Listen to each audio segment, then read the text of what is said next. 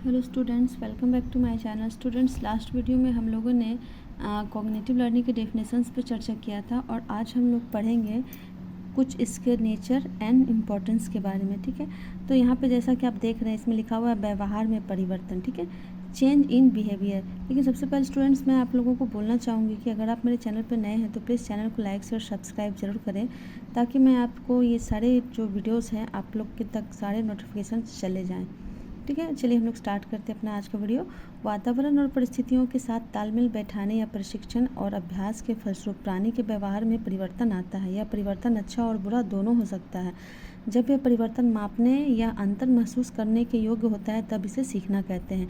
किसी भी चीज़ को हम लोग जब सीखते हैं तब हम लोग उसको मेज़र करते हैं। जैसे कि मान जाओ आप स्टिचिंग ही कर रहे हो, तो अगर आप स्टिचिंग में अगर आप उस काम को अगर आपको कोई अगर वर्क दिया गया और अगर आप उस काम को कर लेते हो तभी ना आपको कहा जा सकता है कि आप इस चीज़ को सीख चुके हैं। या फिर साइकिलिंग हो, टाइपिंग हो, किसी भी चीज़ को सीखने के लिए मेज़र तभी हो पाता है जब आप उस काम को अच्छे तरीके से कर गुजारते हो। तो यही चीज़ है कि इसका जो एक्सपीरियंस है अच्छा और बुरा दोनों हो सकता है। ठीक है, नेक्स्ट हमारा अभ्यास और अनुभव का प्रभाव, effect of practice and experience. तो प्रशिक्षण जो है अभ्यास या अनुभूति के कारण सीखने की प्रक्रिया होती है। प्रशिक्षण क्या है? अभ्यास और अनुभूति के कारण सीखने की प्रक्रिया होती है। जैसे कार चलाना निरंतर अभ्यास से ही संभव है। इसी तरह आग से जलने का भय प्राणी अनुभव से सीखता है। जैसे कि कार हम लोग चलाते हैं तो जब तक हम लोग रेगुलर प्रैक्टिस नहीं करते हैं इसे सीखना संभव नहीं है।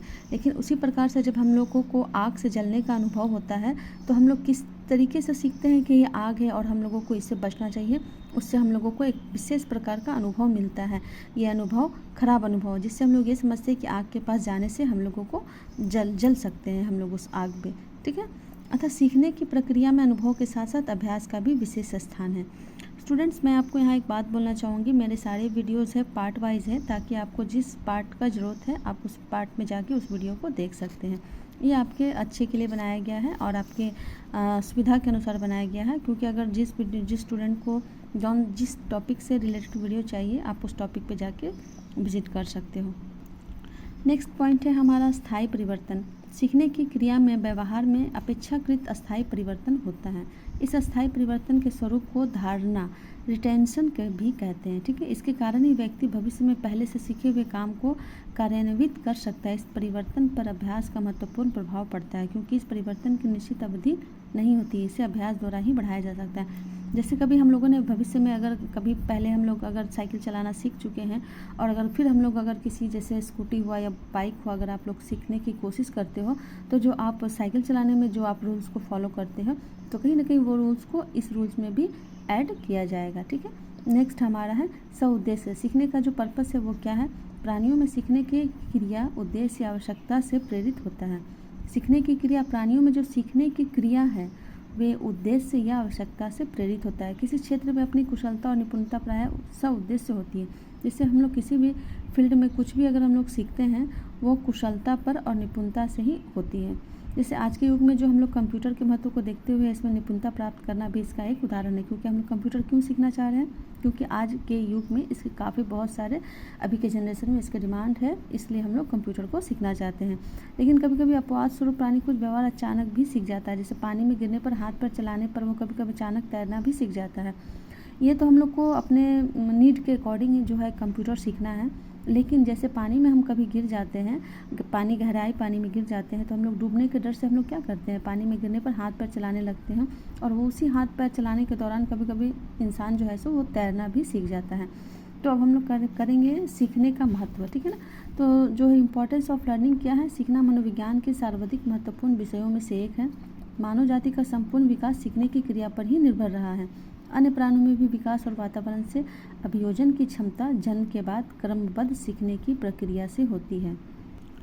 नेक्स्ट टॉपिक है हमारा सीखने की विधियाँ, मेथड्स ऑफ लर्निंग। ठीक है, सरल और जटिल कार्यों को करने के क्रम में विभिन्न विधियाँ प्रचलित हुई। इसके बाद सीखने के संबंधी कठिन समस्याओं के लिए अनेक विधियाँ भी विकसित हुई हैं, जिसमें पहला है हमारा है विराम अविराम विधि, स्पेस्ड एंड मेस्ड मेथड। ठीक है, सीखने की प्रक्रिया में विश्राम का बहुत महत्व है। यह विधि सीखने की विषय वस्तु पर भी निर्भर करती है।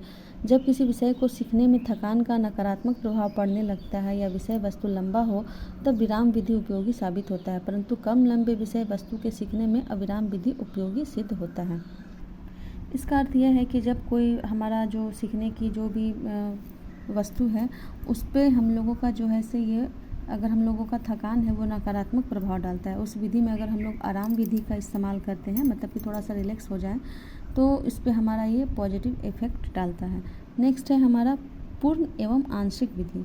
पूर्ण एवं आंशिक विधि में क्या है, पूरे विषय को एक साथ सीखना या खंडों में बांटकर सीखना भी एक महत्वपूर्ण विधि है। जैसे एक छोटा बच्चा 3-4 पंक्तियों की कविता पूर्ण रूप से सरलता से सीख जाता है, परंतु एक लंबे और कठिन विषय वस्तु को खंडों या टुकड़ों में सीखना सरल होता है। जैसे कि कुछ लंबे पंक्ति होते हैं जो 10-12 पैरा के होते हैं, उसको हम लोग तोड़ तोड़ के बच्चों को याद करवा सकते हैं। 4-4 के लाइन्स में हम लोग बोल सकते हैं कि इसको आप याद करो, तो वैसे बच्चों को याद करने में काफ़ी आसानी होती है। तो उसके बाद नेक्स्ट है हमारा निरीक्षण द्वारा सीखना। सीखने का ये जो है सबसे लेटेस्ट मेथड है। निरीक्षण द्वारा सीखना ये एक सभी प्राणी स्वाभाविक रूप से इस्तेमाल करते हैं। इस विधि की विशेषता यह है कि इसमें नेत्रों के अलावा अन्य ग्राहक जैसे रिसेप्टर ऑर्गन्स में कौन कौन से हमारे आते हैं, कान, नाक, त्वचा आदि भी सम्मिलित होते हैं। इस विधि का प्रयोग करके बच्चे बहुत आसानी से बड़ों के व्यवहार और हाव भाव सीख लेते हैं। मतलब क्या है, ये जो नकल हम लोग करते हैं उसमें हमारे जो है सो रिसेप्टर भी यूज होते हैं। नेक्स्ट है हमारा नकल द्वारा सीखना। मतलब कि हर प्राणी में नकल करने की स्वाभाविक क्षमता होती है। नकल की प्रवृत्ति पूरे जीवन भर चलती रहती है। छोटे बच्चे बड़ों की नकल करके अनेक बातें सीखते हैं। उसके बाद वयस्क भी अपना आदर्श चरित्र, मतलब जो उनका आदर्श रोल मॉडल होते हैं उनकी वो नकल करने लगते हैं। युवाओं में चलचित्रों के नायक नायिकाओं की नकल युक्त व्यवहार अक्सर देखने को मिलता है। जैसे कि मान जाइए कि कोई सुपरस्टार है तो अभी के जो जनरेशन है उनके जैसे ही अपने आप को ढालने की कोशिश करते हैं। उसके बाद है नेक्स्ट है हमारा कार्य करके सीखना। किसी कार्य को सीखने का व्यावहारिक तरीका है उसे स्वयं करना।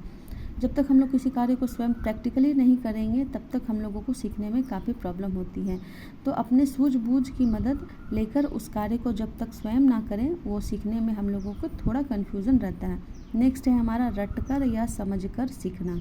इसमें आता है बच्चों और छात्रों द्वारा इस विधि का प्रयोग बहुतायत में पाया जाता है। बहुत बार बिना अर्थ समझे याद करने का प्रयास किया जाता है।